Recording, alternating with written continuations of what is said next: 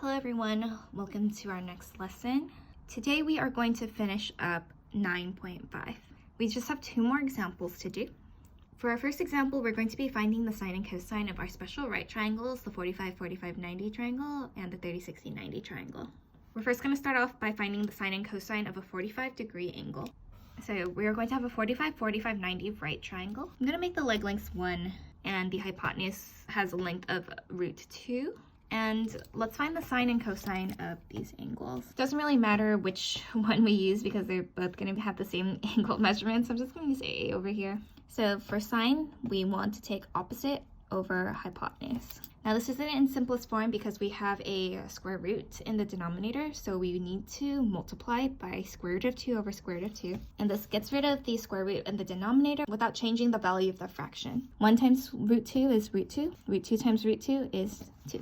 So I get that sine of 45 is root 2 over 2. Now let's find cosine of 45. Adjacent of angle 45 is 1 and hypotenuse is root 2. So again, we get 1 over root 2 and we solved that just now. This is root 2 over root 2.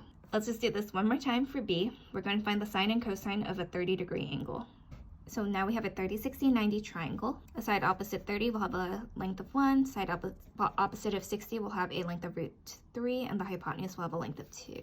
Let's start off by finding the sine of angle 30. Sine is opposite over hypotenuse. You get 1/2. Cosine is adjacent over hypotenuse. This gives you root 3 over 2. The sine and cosine values of the special right triangles, you're going to see them a lot in pre-calculus and towards the end of Math 3. These are very important, but you won't be seeing them again until probably the end of Math 3 next year. Let's move on to the last part of our lesson for 9.5. In 9.4, we use the concept of the angle of elevation to solve some word problems involving tangent.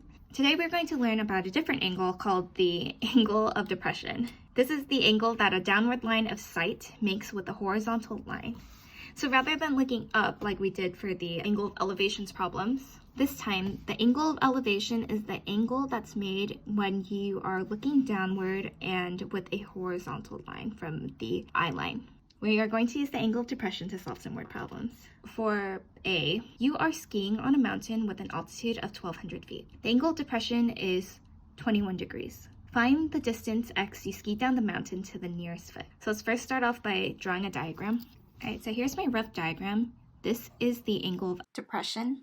Basically the angle that we're going down this mountain. We know that the altitude of the mountain is 1,200 feet, so that's essentially the height of the mountain. And we're trying to find the distance that we ski down the mountain, which is going to be the hypotenuse.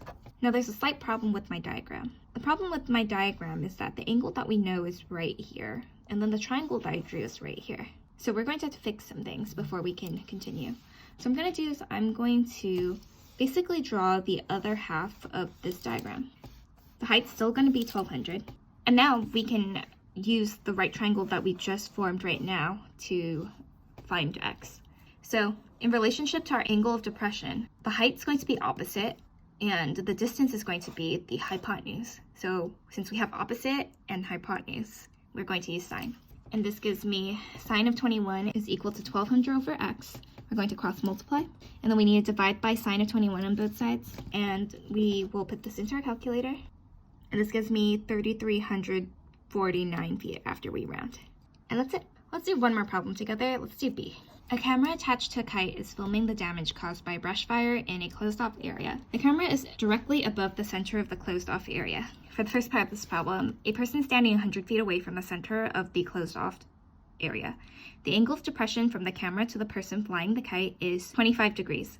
How long is the string on the kite? So let's start off by drawing the diagram.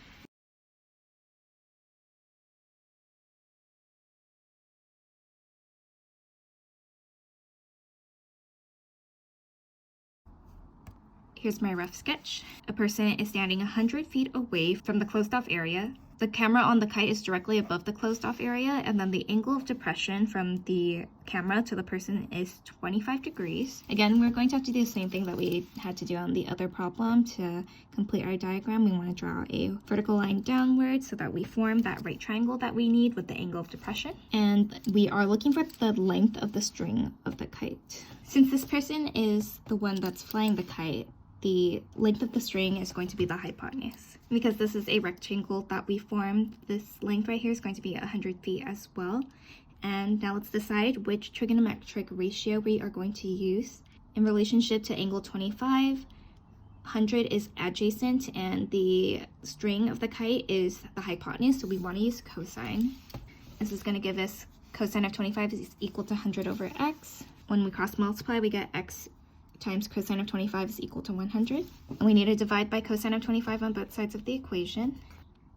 This gives us 110. I'll let you guys try the second part.